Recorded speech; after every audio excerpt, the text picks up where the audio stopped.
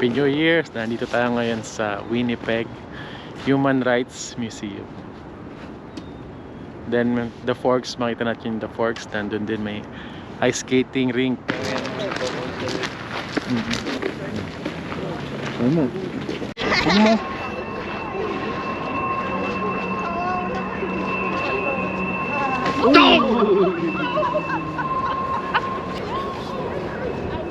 Welcome to Winnipeg, Manitoba, here in Canada. So nandito tayo ngayon sa parang The Forks. Ito yung famous na landmark yan. May Winnipeg din nakasulat, tapos nasa likod mo yung famous din na Human Rights Museum. Laki. Tapos may nakita tayo dun yung statue ni Mahatma Gandhi. Snowy. Okay, so based on history, this is one of the warmest winters here in Winnipeg. Alam naman nila na napakalamig talaga dito. Tawagan dito Winterpeg. So ngayon medyo lucky tayo, sinuwerte na maka-experience ng hindi masyadong malamig na weather. Pero malamig pa rin, tignan nyo, mahirap magsalita dito sa snow. Yan. Tanghaling tapat, tignan nyo, maaraw pero ang lamig. Nasa -6 ang weather ngayon dito sa Winnipeg, Manitoba, Canada. Tapos ito na yung The Forks na tinatawag. Kaya tinawag na fork, parang dito yata tagpo yung sa ilog ng Red River. Tapos meron dito nung bridge, ang ganda. Pakita nyo.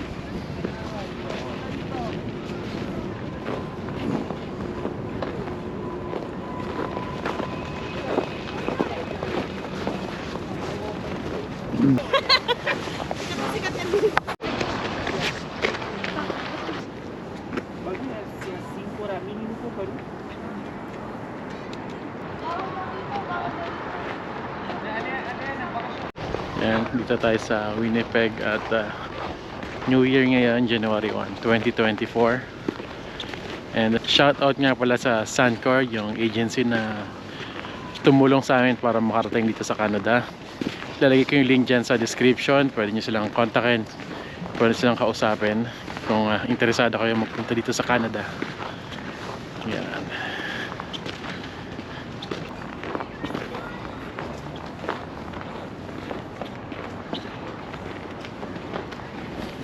Dumating kami dito sa Canada last na November lang. Start na nung winter season noon. Medyo malamig. Pero ngayon is hindi nga to masyadong malamig na season ng Canada. Parang ata El Nino ang inabutan namin, kaya hindi masyadong malamig.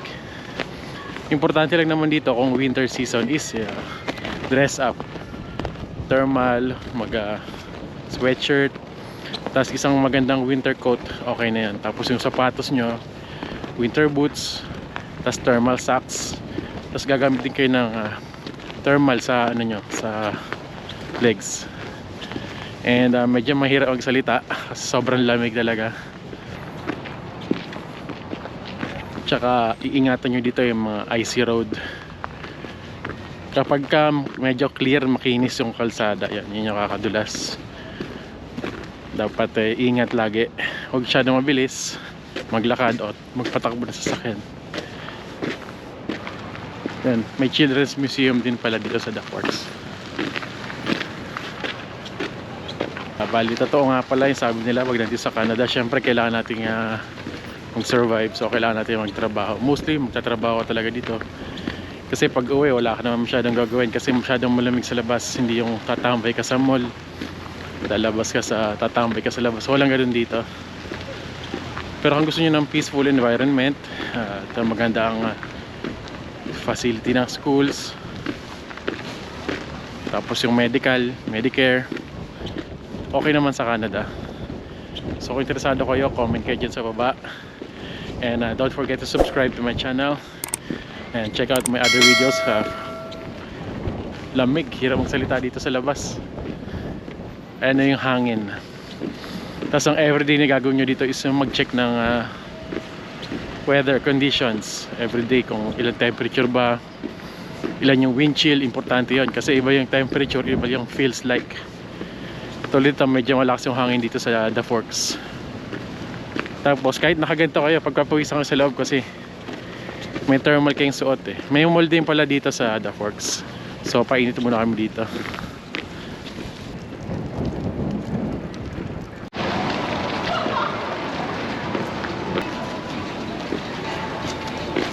May palayo ban pa ata dito ngayon, no?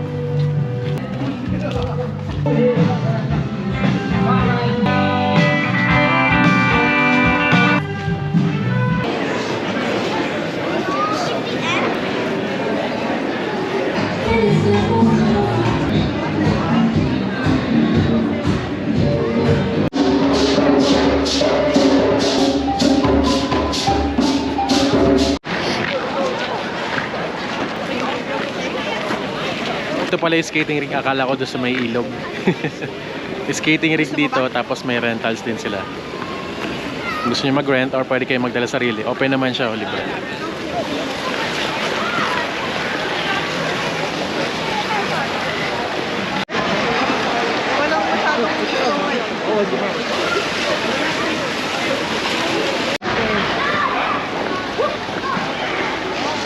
Ang Manitoba nga pala is part ng The Prairies. Ibig sabihin, puro kapatagan dito. Wala kayong makita mga bundok. Wala mga uphill, downhill masyado dito. Puro flat. Kaya walang humaharang ng hangin. Sobrang lamig. Pero basta tandaan nyo lang, magdamit lang na maayos. So ka-survive naman kayo dito sa Manitoba.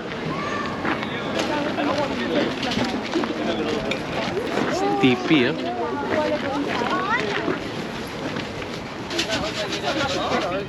Ito yung part ng Red River. Frozen na rin pala.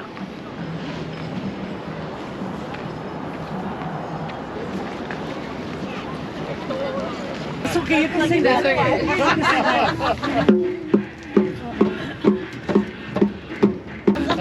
Do the other way.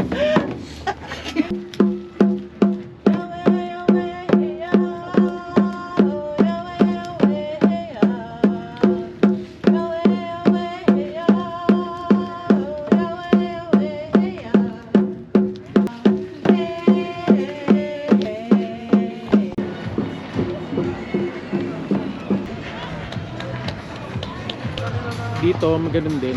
Pero kailangan mag-aral sila. Hello! Madali. Hello! Happy New Year! Happy New Year!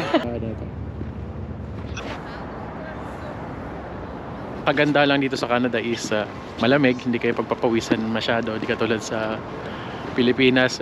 Napaka-humid na, napaka-init pa. Yung kailangan mo laging naka-aircon o maliligo. Dito sobrang lamig. Pero sa bahay naman, may heater naman yung tubig nyo. Pwede kayo maligo kahit araw-araw. Kaya ng katawan yan. Pero paglabas, syempre dapat naka-blower yung buhok nyo kasi mag-freeze yan kapag hindi tuyo. Anyway, hindi ko pa naman naranasan yung sobrang lamig. Balitaan ko kayo next time kapag nakaranasan na natin yung mga minus 30, minus 50 na sinasabi nila dito. Antabayanan natin yon and paano yung dapat yung preparation kapag ganong kalamig. Ngayon okay naman itong jacket na suot ko. Ubra naman. At nakapag painit tayo ng kape konti dun sa The Forks Market. Yan. Ito na pala yung parang trail dito. Pwede kayo maglakad, exercise. Malamig lang talaga. O parang inikot lang namin, nandun ulit yung tawag dito, playground, tsaka yung tulay. Paikot galing sa Forks Market.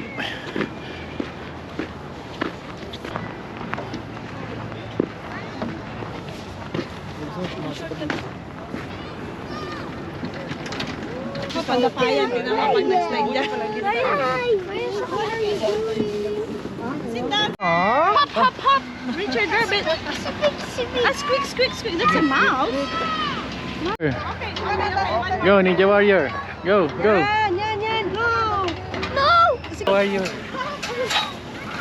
Higher, higher. Upo ka na lang! Ayan. I'm here!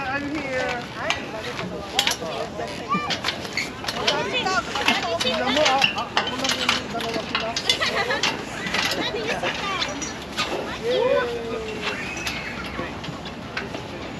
Tama.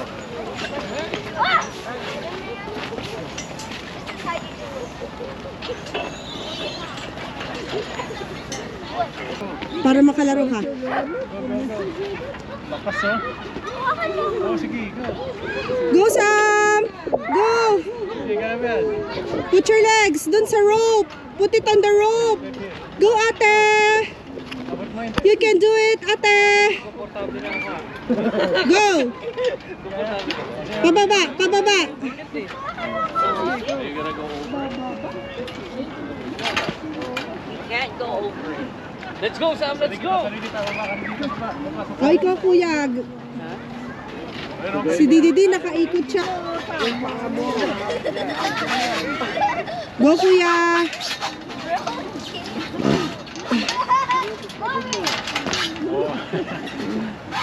How are you gonna get out?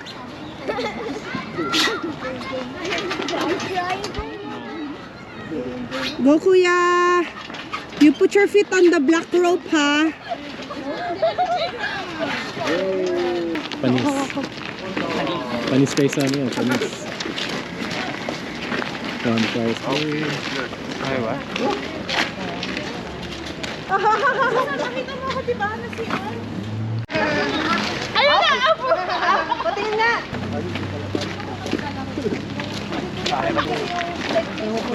Sa pigtas? Ano sa pool?